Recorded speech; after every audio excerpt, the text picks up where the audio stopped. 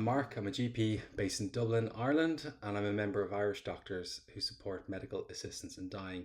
We believe that voluntary assisted dying should be legally available to all citizens as a choice at the end of their lives. There are so many arguments in favour of voluntary assisted dying being a choice. The first is that it seems so reasonable and so obvious that when an adult is dying of a terminal physical health condition, they might be in the last few months of their life, that they should have the choice of how that death will happen. It is a human right. All humans have autonomy to decide what they want to do. Voluntary assisted dying speaks to principles such as a person's dignity in life and in death, and it's also a compassionate and caring response for an individual. It counters some of the patriarchal structures that have historically governed some of the Western world in terms of the medical profession in the past, and also the church telling people how they should live and how they should die. And that's reflected in the fact that almost every opinion poll has widespread public support. Nevertheless, there are many persons who oppose voluntary assisted dying in almost all circumstances, and they have several arguments. The purpose of this video is to counter some of those arguments. If you're here to learn more about voluntary assisted dying, I hope you find this video helpful.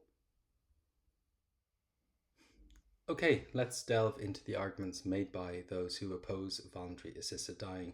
Broadly speaking, these 6 points are their main arguments against assisted dying. Starting with the first one, the slippery slope argument. The argument goes something like this: once voluntary assisted dying commences in a country, there's no stopping it. Increasing numbers of groups and vulnerable groups, those with dementia, those with mental illness, will invariably be sucked into this policy in the future. Categorically, there is no slippery slope. If we legislate for voluntary assisted dying for adults with a physical health condition, then only that group, by law, can access assisted dying. Laws do not happen by accident. They only change by further legislation, which can be very challenging. Equally, I would say the law could and should be reviewed in the future, but that is not a slippery slope if the considered will of society, expressed through our democracy, scrutinized by the media and in the Oireachtas, is that change should happen. Well, that is democracy in action. I'd point to 2 scenarios. If you look at Oregon, for almost 20 years, really nothing substantially has changed in the United States. And if you look at Victoria over the last 8 years in Australia, very little has changed. So grounds under disability, dementia, mental illness will not slip into legislation, because our legislation by definition is black and white and would require further debate and further legislation. I hope that addresses this argument. A second argument from those who oppose voluntary assisted dying relates to a concern about vulnerable groups, such as those with an intellectual disability. No one has a monopoly on this issue. I think everyone in society should be very concerned for all vulnerable groups. They should be the priority for societal and healthcare resources and targeted resources. When we look at the data on those who access voluntary assisted dying, those who choose assisted dying are more likely to be in supported relationships. They're more likely to be married, more likely to be living in their own home. They're slightly younger. They probably have a higher income. So whilst it's entirely appropriate to be vigilant, there is no evidence that vulnerable groups are overrepresented in those who choose voluntary assisted dying. A second point is that there are strict eligibility criteria. A person has to have a terminal physical health condition with a devastating prognosis to access assisted dying. Something like advanced cancer. So a vulnerable group or an intellectual disability, etc., will be categorically excluded as a qualifying condition to access voluntary assisted dying. And a third point I'd make is that we cannot be discriminatory with our laws.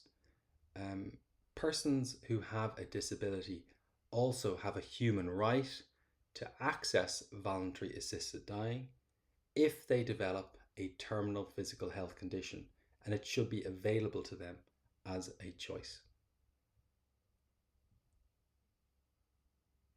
The third argument made by those who oppose voluntary assisted dying relates to coercion. So it's a fear that patients will be pressured into receiving voluntary assisted dying. The first point I would make is that coercion will be vigorously assessed by two independent registered medical professionals. If it's present, appropriate safeguards will be put in place, and if a patient is being coerced into receiving voluntary assisted dying, that application will be rejected. I would say that the experience internationally is that is a rare phenomenon, but it is something that providers and assessors will be alive to. A second very important point to make is that coercion can be multi-directional from family members. It's not just a fear that maybe a family member might recommend that voluntary assisted dying takes place. It's actually the other direction that is much more common and can be more serious. Sometimes family members put very strong pressure on those who are dying of a physical health condition to have palliative chemotherapy, to have surgery, to have palliative radiotherapy. So it's important to remember the multi-directional aspect of coercion when we talk about this issue. A fourth area of concern raised by those who oppose voluntary assisted dying is palliative care. So obviously I fully support resourced palliative care teams nationwide. I don't want people to suffer at the end of their lives. It's it's a fact. Palliative care teams should be fully resourced and accessible. But palliative care cannot end all suffering for all individuals all the time in the moments before death. Most patients who obtain voluntary assisted dying in countries like Australia and in Canada have access to palliative care. It is not an absence of palliative care that drives them towards voluntary assisted dying. They have access to palliative care. VAD is just one end of life option. We should be wary of institutions that obstruct care. We need to enable those who have a conscientious commitment to provide voluntary assisted dying, but we need to be very clear that whilst an individual can conscientiously object to care, institutions or entire disciplines or hospices can absolutely not obstruct care, or particularly if VAD is legislated for, it is a human right. A fifth argument made by those who oppose voluntary assisted dying relates to suicide. The inference being that we can divert resources from voluntary assisted dying to prevention. Opponents frequently repeat the phrase suicide and assisted suicide again and again. The legal and medical term for assisted dying is voluntary assisted dying or medical assistance in dying in most of the literature. VAD coming 8 years ago in Australia, in Victoria, and now it's legally available throughout Australia later this year in November 2025. And medical assistance in dying is the legal and medical term from Canada, and they're the two phrases that most patients want to use. So more than being the correct medical and legal term, it's also the phrase that patients want society to use. So I think we should use it if possible. To be absolutely clear, there is no mental illness at play in these individuals in terms of the qualifying condition in which they would be applicable for VAD. Patients in most models are dying of a terminal physical health condition. They have a devastating prognosis, and they may have emotional distress, they may have suffering that is psychological in nature because they are in the process of dying. But mental health condition is categorically excluded as a qualifying condition. They are not mentally unwell. People who choose voluntary assisted dying do not want to die. They are dying of a physical health condition, and the choice of life has been taken away from them.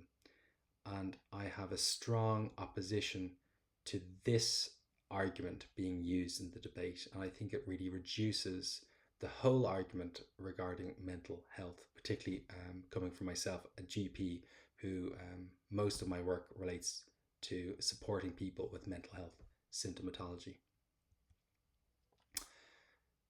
Another argument made by those who oppose voluntary assisted dying is that an individual might feel like they're a burden, and on account of feeling like a burden, they might choose voluntary assisted dying. Feeling that one is a burden on loved ones or feeling lonely, they are unfortunate feelings and lived experiences that can happen anybody in the population. They're not unique to those who have a terminal illness or those who are dying. Anyone who is experiencing those feelings, they should have full medical and social supports available. But they also need a choice. When you look at the data about what are the reasons why someone is suffering and why do they want to choose voluntary assisted dying, there are a multitude of reasons, including the fear or the fact that they have lost the ability to engage in meaningful activities. It's one of the most common fears. Losing the ability to perform basic activities of daily living, like feeding oneself or going to the toilet. Another domain of suffering is that of a distressing symptom like choking, fear of pain, fear of loss of dignity. And another domain would be a worry that a patient might feel lonely in the last week of their life, or they're concerned about the trauma experienced by loved ones. A very human and understandable fear and concern that anyone might have at the end of their life. So I would say that one's choice to access voluntary assisted dying, it shouldn't be denied on the account of feeling a multitude of reasons to access voluntary assisted dying, one of which might be a fear of being a burden on a family member.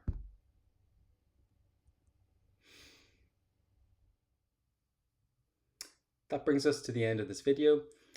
I think the arguments in favour of voluntary assisted dying speak for themselves, and it's reflected in the widespread public support for VAD in Ireland. There are several arguments that opponents to VAD bring up, and I hope I've addressed them in this video. If I haven't, please do comment or message me and I'd be happy to answer any queries. I'd encourage you to follow Irish doctors who support medical assistance in dying, or End of Life Ireland, who are wonderful advocates in this area.